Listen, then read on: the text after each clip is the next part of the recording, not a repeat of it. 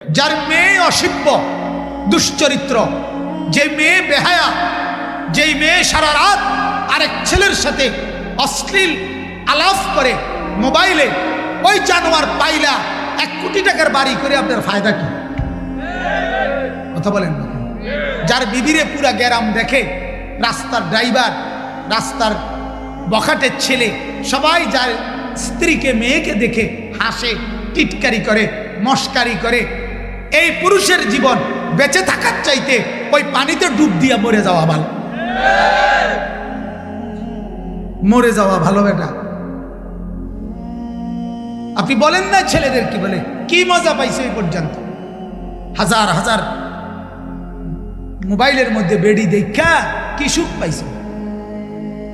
মিলছে কি জীবনে বলেন?